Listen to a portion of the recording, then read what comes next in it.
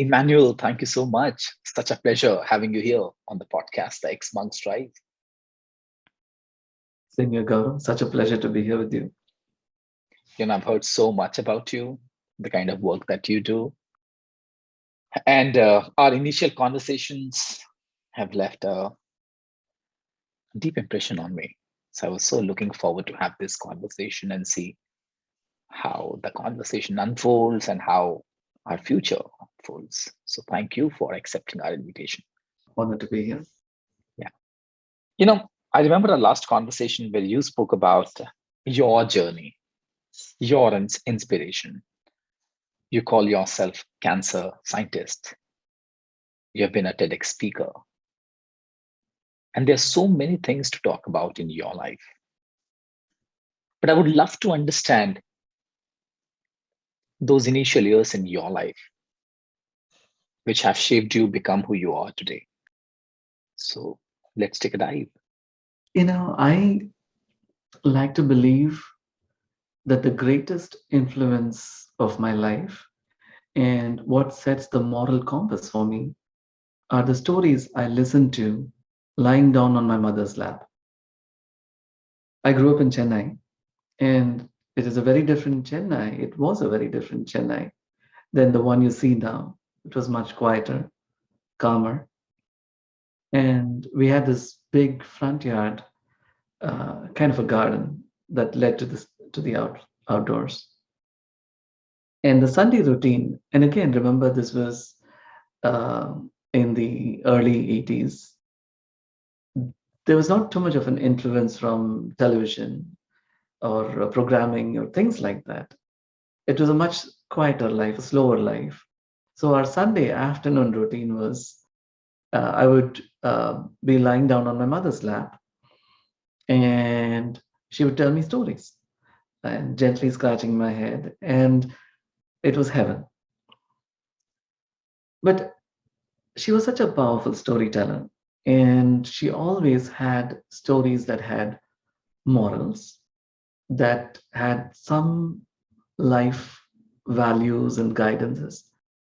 And more than anything else, more than all the subjects I have learned, it is the stories that have stuck to me. And I think that's one of the biggest beacons that I've had in my life so far. Any such story that continues to guide you today, that continues to be your lighthouse when you are stuck, when you're looking for some decision to make, and you revisit that story that you may want to share? There are so many. One that comes to me, and it's kind of a dark story. So this lady finds a baby mongoose abandoned in the woods. She brings the mongoose into her home and brings it up as her own child. Then, soon after, she has her own baby. And she often leaves the mongoose and the baby together and she goes out. So one day, she goes out to get water in a pot, those big metal pots that they have, right? So she goes out to get some water. And as she enters, she sees the mongoose running out and it's got blood on its mouth. And her immediate thought is, oh no, the mongoose has bitten my baby. And she screams at the mongoose. She says, I brought you up like a child. How dare you do this?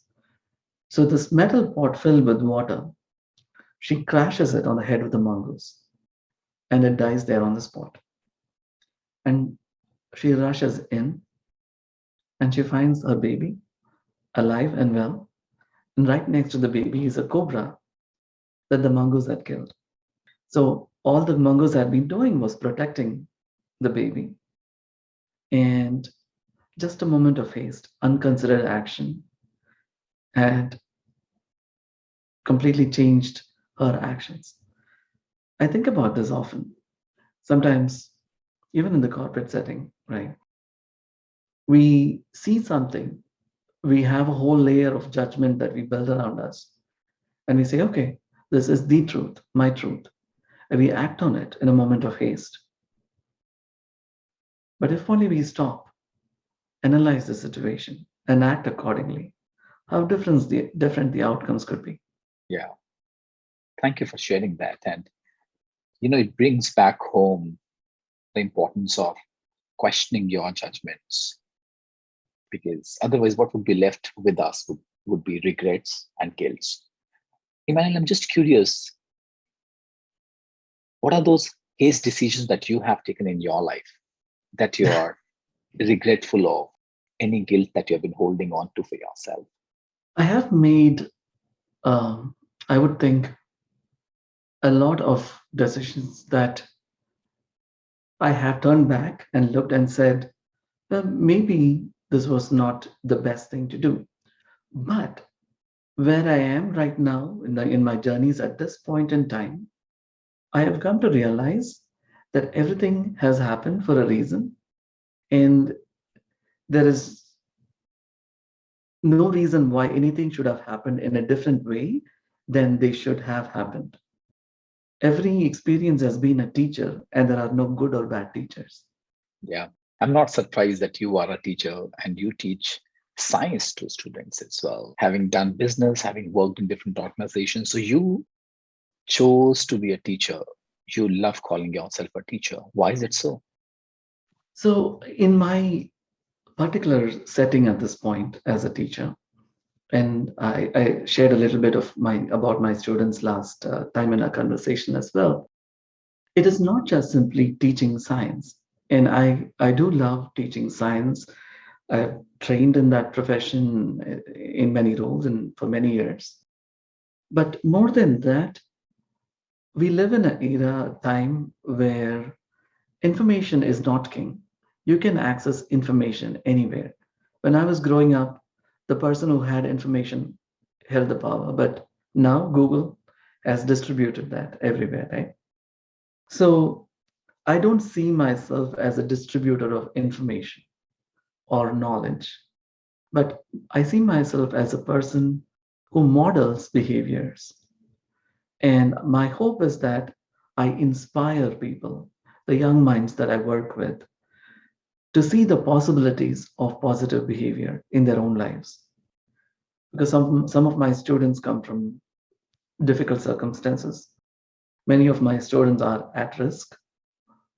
And I believe that my role here is more than being a science teacher, to be influence, a positive influence who they can look at and say, if this person can do it, so can I.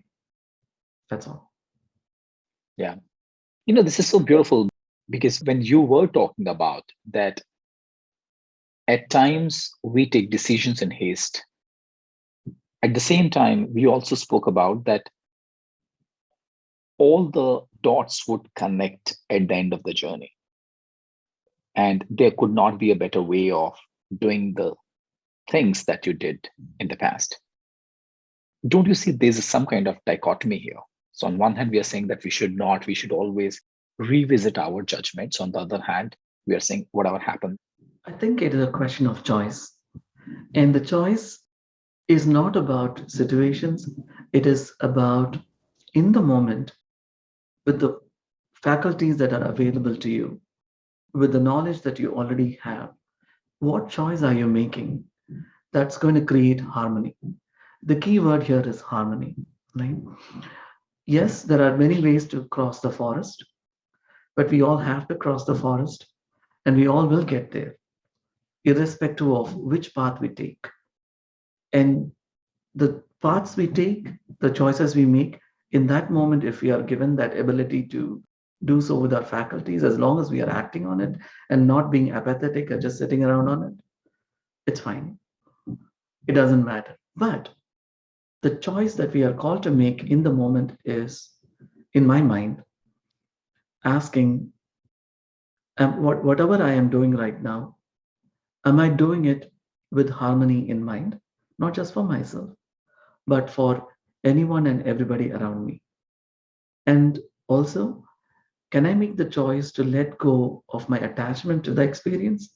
Just do what I can and simply move forward, one step at a time. There is a saying, we do not need to know the end of the forest. All we need to be able to see is the end of where the light of our torchlight stops. Wow, what a beautiful way of putting it together. You spoke about harmony, and I know one of the overarching theme of your life is compassion. You also spoke about that at times just do things that is harmonious for yourself and others as well. Now, how do you look at the complete scenario when you are operating from a space of creating harmony for yourself and others, and yet the other person is not able to see that and is considering as if you're doing something bad for the other person with ill intentions? How do you manage that? Because it might leave the other person with a lot of bitterness. What the question I ask is, what power am I giving to the other person in my mind? The power that anybody has on my life is the power that I give them. If in my mind, their emotions, the way they are seeing the world, and the way I think my words and my actions are influencing them, if all of that has a lot of weightage on me, then yes, I suffer. I undergo suffering. But if I realize that at the end of the day, I have done the best I can, but I do not have control over anyone else's emotions. And that is for the universe to handle. I'm not going to overstep my role.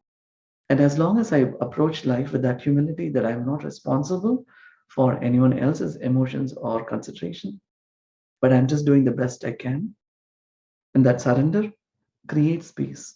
It allows me and it gives me the energy to move forward.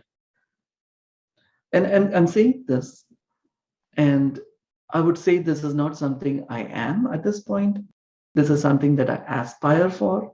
This is what I try to do, but I fail more often than not. But this is my beacon. This is my goal. This is what I am trying to get to. Yeah. And eventually, hopefully, someday I will realize that. This is so interesting. Today, I was sitting with somebody who is walking on this path of Fakira, who's walking on the path of detachment, who's walking on his own path. And I was talking to him. I said, how can you hold that space where the other person can find that whatever you're doing is good as in alignment to dharma? And he said, you can't do much about that. You just have to watch yourself. Just observe yourself, what's happening. I get it. And the moment I get it, I experience a lot of fear as well. Am I ready to deal with that fear? Probably not. Emmanuel, you talk about harmony, you talk about compassion. Let me bring a couple of other words as well in the melting pot and let's see what we make out of that. There are words like empathy, sympathy. How would you differentiate when you're talking about compassion, empathy, sympathy, harmony? Yeah. Now, that's a powerful question. And one of my go to analogies for this is imagine that you're walking on a long and lonely road with a friend, and there is a pit in the middle of that road, and your friend falls into that pit. Now, you could, of course, keep walking on. It's not your problem. You're not the one suffering. So that is apathy. Or you could stop and look at that person, and you're looking down at that person. You're standing on the top, you're looking down at this person, and you tell this person, hey, I wish you had been careful. I'm so sorry for you. A lot like the Facebooks or, I feel so sorry for you kind of thing. Right. There is no action there, and there is an element of judgment. That is sympathy. Or you could be so moved by the other person's experience, you emotionally resonate with that person, and so you jump into the pit with the other person. For a while it looks like the right thing to do, but the problem is, by jumping into the pit, you yourself have taken away your power to make a difference, to be a solution. That emotional resonance is empathy. Or the other option is that you notice the suffering. You do not have any judgments about why this has happened. You feel the pain of the person that is suffering. And then you say, What can I do about it? And that might be you have to walk away from this place, go to the next town, find a ladder, get somebody's help. And in that moment, it might look like that is a difficult decision to do. But ultimately, the intent is alleviating the suffering. So that is what compassion is. Beautiful. So sympathy has got an element of judgment. Empathy has an element of experiencing the same emotion, and compassion has got an element of action in the game. Is my understanding right? The simple distinction. Yeah, yeah. Let's double click on empathy, and I would like to dig deeper into the compassion part for sure, because Buddhism talks about compassion, and the way they talk about compassion, they bring in an element of suffering as well. So I will come there. But before that, let's talk about empathy. One of the cliched statement that I've heard is empathy is getting into the other person's shoes. And I'm a firm believer that you cannot experience the pain that I'm going through, neither physical pain, nor psychological pain, nor emotional pain. But at the same time, science says that there's something called mirror neurons. And that says if you just watch somebody who has just burned his hands, you can experience that. There are different experiments the scientists are doing where if you just are looking at a hand which is coming from here, which is plastic hand, and there is a knife cutting that hand, you will experience that pain. You will get a shock, and that would get registered in the MRI. What's your take on this? How does mirror neurons work? No, empathy is a very real biological thing. And even at the biological level, it is distinct from compassion. So there is work on this front being done and published at Dr. Tanya Singer's lab at Max Planck Institute. And so basically, they did an fMRI study to understand which parts of the brain are activated in empathy and which parts of the brain are activated by compassion. And what they found was that it was completely distinct areas of the brain. And, and they also found that the parts of the brain that are activated during compassion are empowering and rooted in happiness and positive affect, as opposed to empathy, which is uh, activating regions of the brain that are activating negative affect. In fact, there have been practical studies done where they follow up the experience of empathy and compassion with action to see whether people would actually help or not help people who have gone through who are going through struggle. This is all experimental conditions in the lab.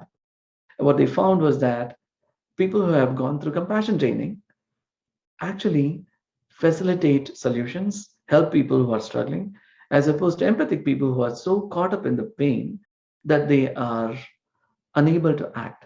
So this is empathic distress.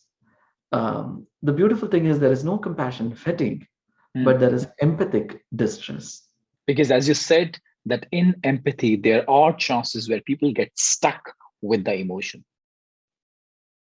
Got it. There was this idea called compassion fatigue that was thrown around, but people are, again, we need to remember that this is all semantics for the most part. Hmm. But as scientists, as we try to understand and distinguish one word versus the other, people are saying that there is no compassion fatigue because compassion does not involve you to be entangled into an emotion, whereas empathy allows you to be entangled in the emotion without action. So that is why you get into distress mode. Got it. Now, let's take one step forward now. As I mentioned, when we are talking about compassion, there's another term called suffering. When I am suffering, and I could suffer from any anything. I could have suffering that I'm dealing with. It could be the loss of a family member, it could be a loss of business, it could be a loss of face value, or anything that I have constructed in my mind, any psychological loss that I've been dealing with. When I'm suffering, how can I actually offer compassion to the other person? If you are suffering, you cannot truly give to another person. You cannot give what you do not have. You might overextend yourself but that comes from a place of um, instability, unsustainability.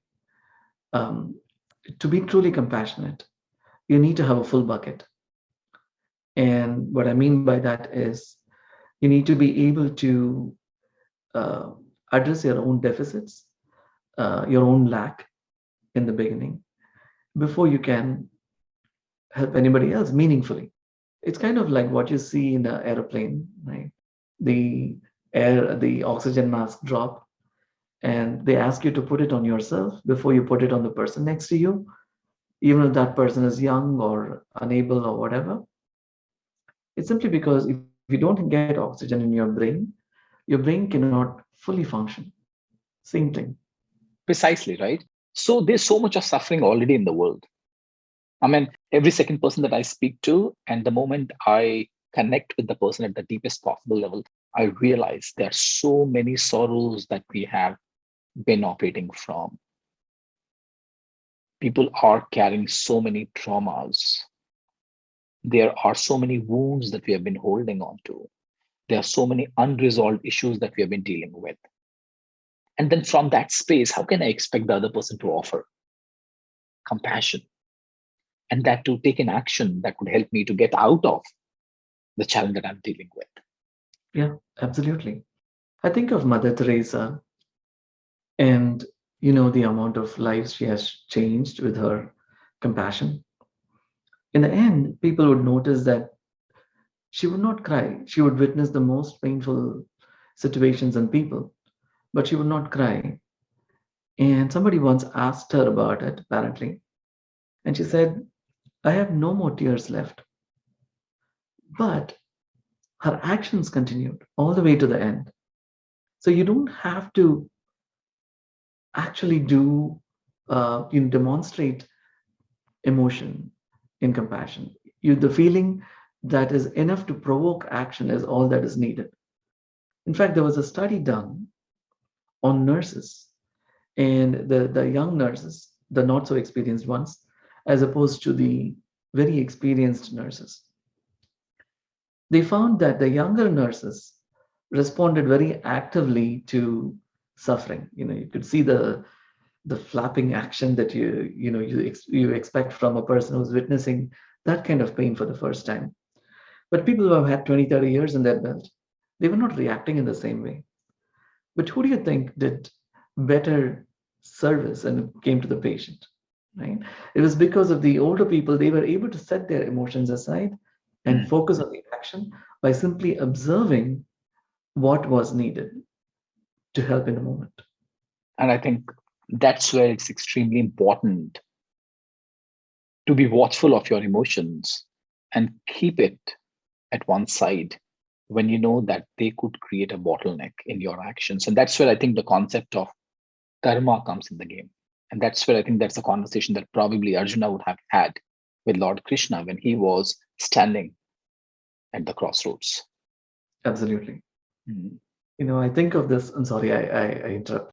But when you say that, I think of um, Dharma Vyada, the story of Dharma Vyada and Kaushika. And for our viewers who do not know that story, the story is that Kaushika, a young monk who has mastered all kinds of mantras and tantras and everything, and he goes out in bed searching for alms. Just before then, a bird had pooped on his head and awoken him from his meditation. So he looks at the bird and he burns it with his anger. And so when he goes to get alms, this lady who's serving her husband doesn't prioritize him, and Kaushika becomes angry. And he says, how dare you do this? Do you know who I am? And the lady replies, and she's an ordinary housewife. And she says, I am not a bird that you can burn with your anger. And immediately he realizes that she is not an ordinary woman. And he asks her, how do you know about the bird? He says, because I have learned about karma from Dharmavyada, the butcher. So he goes to Mithila and finds the butcher. And he expects this person to be enlightened and all sagey looking. But all he finds is a butcher who lives an ordinary butcher's life. The only thing he notices about Dharmavyada is he wakes up in the morning and gives a wholehearted gratitude and supplication to the divine and says, God, whatever you have done is totally, whatever I am, whatever I am doing is all your plan. Allow me to play my role perfectly. And he goes through his day doing what is considered as unpure. And then at the end of the day, when all is done, he has done his tasks, he has done his tasks well. In the night, he goes to bed and says, God, I am grateful for whatever you have made me do. I'm only an instrument in your hands. And he goes to bed. So he realizes, Kaushika realizes that the real God is what we find in. There are many ways to find God. I guess there are three ways they say in which you find God. mm, But in this sense, at least, simply to do your tasks yeah, completely without question as part of as being a pencil in the hands of the divine. yeah, yeah, absolutely. In Guru Granth Sahib Ji, it's mentioned the holy scriptures of Sikhism. There's a word that is written around hukum, and hukum means whatever your wish is, and one surrenders to that hukum. And during one of the conversations, I was talking to this friend of mine, Sri Anish, and he said that what we call hukum, we need to be very mindful of because most of the times we don't even understand hukum because we don't understand what it means to surrender. What we take as hukum is our own convenience. Whatever is convenient to me, I will take that as a hukum. But something which is not, I would start to fight. And as I'm just listening to you, whatever you ask me to do, I shall do that. It's not that easy. Yeah, absolutely. It is so difficult to surrender completely.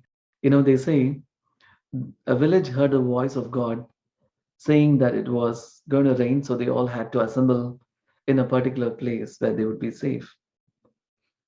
And everybody came, but only one of them came with an umbrella.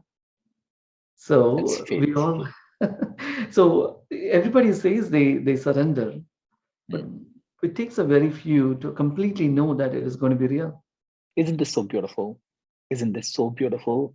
I talk about surrender. I talk about shukranas probably every day. That's one concept that I talk about. And if I look deep within myself, don't I have complaints? I do have complaints. Do I surrender 100%? My answer is no. I think that's what the journey, that's what the path that we all are on to. Emmanuel, coming back to what we are talking about around compassion, you do a lot of work in evangelizing compassion in workplaces. How does that work? Because the capitalistic world that we are a part of, where I'm not comfortable with the success of the person who's sitting just next to me, I might be having lunch with, and I am envious of his success. And then we are talking about compassion. How does that work? How does that show up in workplaces? Before we became employees, we were human. Even after we became employees, we are still human. We forget that sometimes. We believe as we walk into a workroom, we have to leave our personalities outside the door. We have to leave our humanity outside the door. And yes, by trying to treat ourselves as automatons, we accomplish a few things. We find some structure, we set expectations and consequences, and so on. And the machine seems to be going well. But the problem is, in those circumstances, are we as humans living up to our full potential? And the answer is most of the times no, which is why the statistics show that there is enormous amount of unhappiness, suffering, burnout, people quitting in droves, people jumping ship very, very quickly, people leaving managers because they don't have good managers. All of these issues come into place. But the question is, what if we see the possibility of bringing the full human into the workplace? And how can we do that?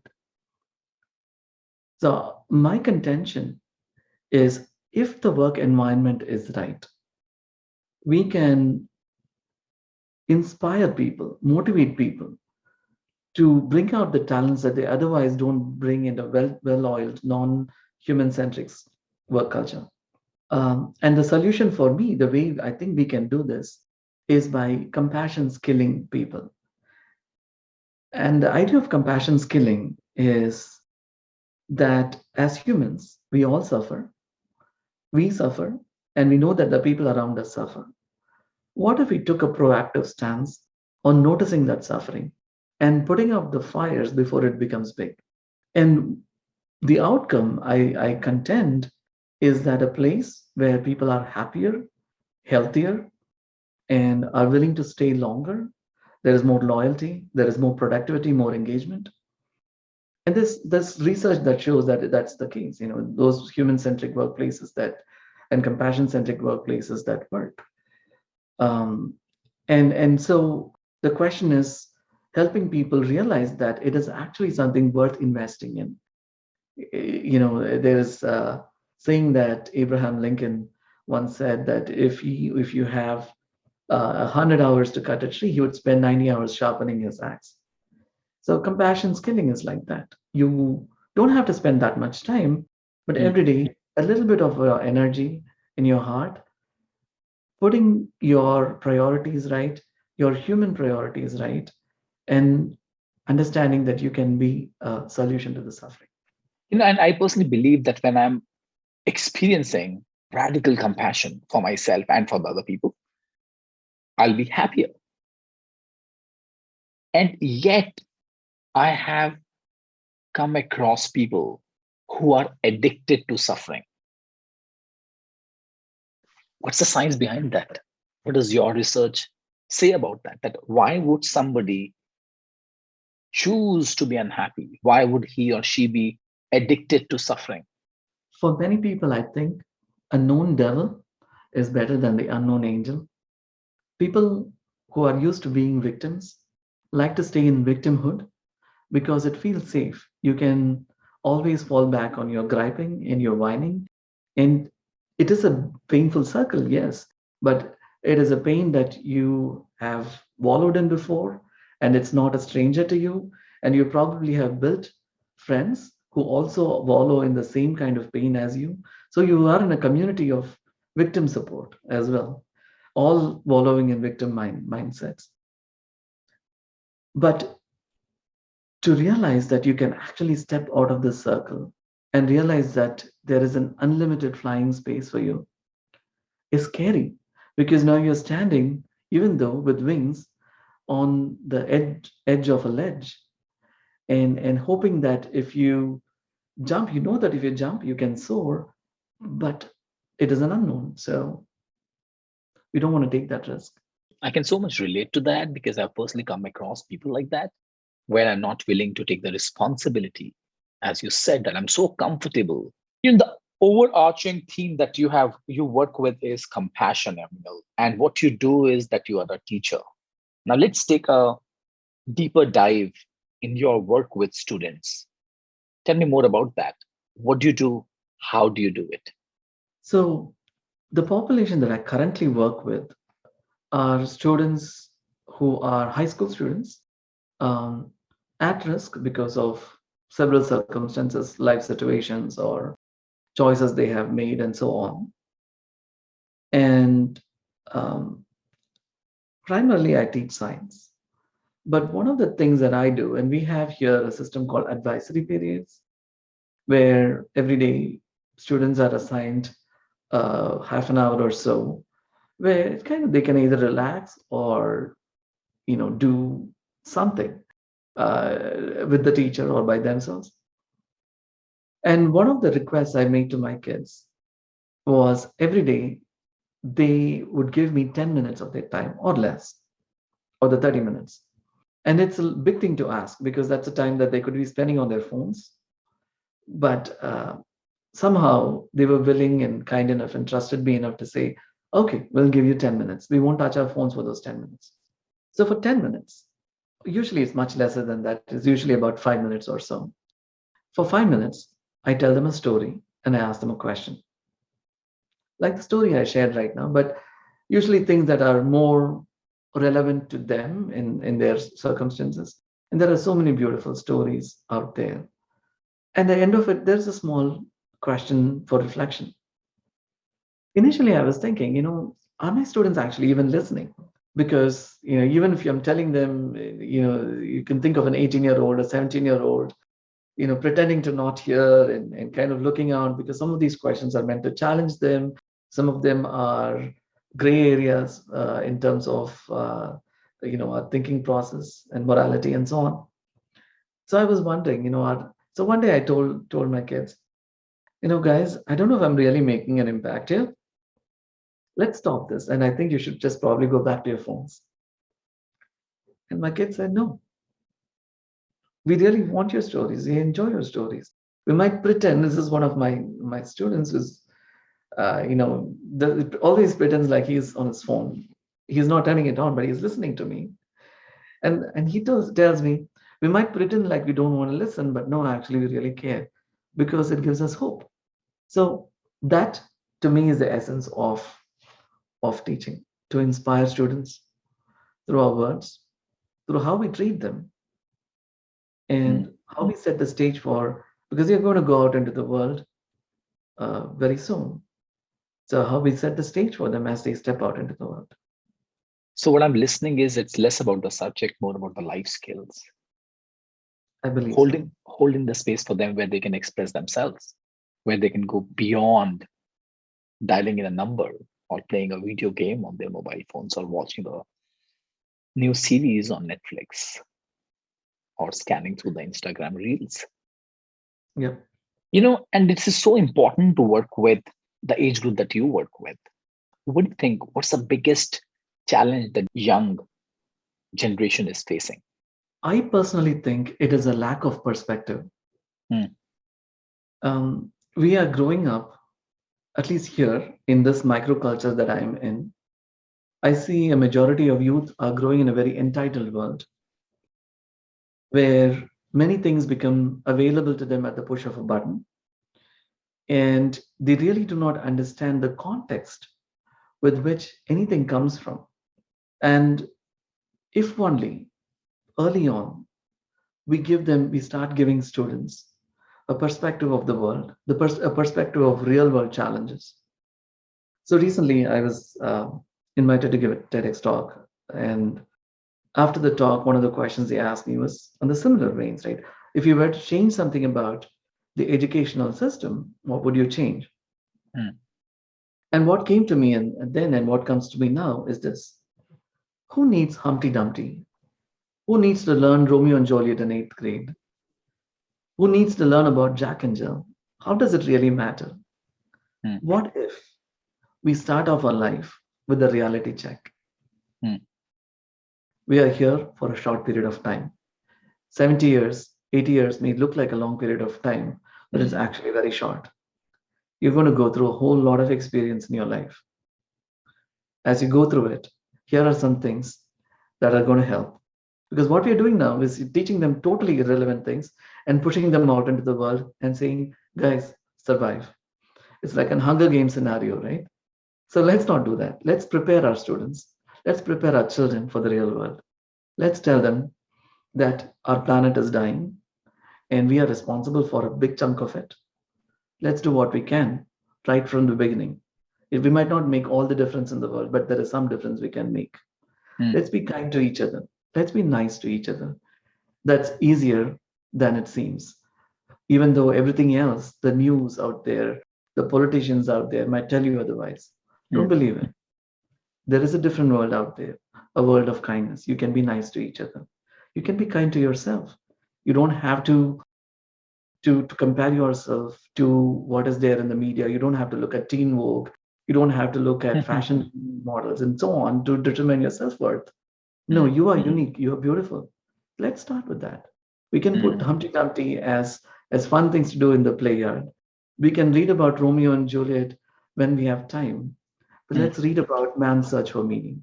Let's read Beautiful. the let's read about the things that make us human. And I think that's how we start. In the entire concept that you're talking about, I can actually find people in my life, few of my friends, my sister, a couple of my relatives who have been able to nurture their children so well that children are not only doing well academically, professionally, but I think they are genuinely grounded individuals where they've been able to embrace themselves as human beings and who they are. And they've been able to keep aside their accomplishments, their academic accomplishments on one side. What do you think is the role of parents in this entire journey? And what shifts are required to ensure that you usher your children in a direction where they can be proud of themselves in years to come? I think a confused person cannot offer clarity to anyone. So, the first role as parents is to have clarity ourselves. When we start as parents from a place of being confused, but telling and kind of imagining in a way that we are going to guide our children in what we think is the right path, we are confusing them even more. The blind lead the blind. So I think our first role as parents is to develop humility. And the first stage of that humility is knowing that we are simply caretakers. As Khalil Gibran, and I know you know this beautifully, and you can probably quote it for us. Our children are not our children, but their lives longing for itself. So to see that we do not exaggerate our own role in parenting, and two, to keep an open mind. And the open mind is knowing that because the child is helpless and completely looks up to you, doesn't mean you know everything, but you are a learner. The moment you become a parent, you have to start learning. And the learning is not going to happen by looking at other parents who are also blind and running around and trying to enroll them in 1,000 different courses. But to learn how to recognize the individuality in each of your children and not to be tied to um, hard considerations that this is the path that is successful for the kid. Any path can be successful for the kid, but more than the career path they take right from the beginning is the human path that they are going to take, and how can we enable that? So to start with humility, to have that learning mindset right from the get-go, and completely dedicate oneself to grow and learn along with the child. Hmm. As the child grows, they are going to bring in so much of their generation into your life. And if you say, I'm going to hold on to my generation of living and my generation of thinking, and I'm going to project on them whatever my values were, and I'm saying values are not important. We need to reinforce those values. That is why we are custodians there. Hmm. But Hmm. to also not become so hardened on certain rules that we do not recognize that the world that they are living in is going to be different from ours. To keep Hmm. that sense of kind of openness, open sensibility, I think is what we need to start off with. This is not a comprehensive list, but definitely a Hmm. good start. I think what you just mentioned about Khalil Gibran, I think the poem itself puts it together really well when he said, "Your children are not your children; they are the sons and the daughters of life's longing for itself. They come through you, but not for you, from you. And though they are with you, yet they belong not to you. You may give them your love, but not your thoughts, for they have their own thoughts. You may house their bodies, but not their souls, for their souls dwell in the house of tomorrow, which you cannot visit, not even in your dreams. You may strive to be like them, but seek not to make them like you, for life goes not backwards, not tarries with yesterday, because your children are not your children. They are the sons and the daughters of life's longing for itself. They come through you, but not from you. And though they are with you, yet they belong not to you. Beautiful. Emmanuel, I'm sure there is somewhere even you would have faltered to live from this space.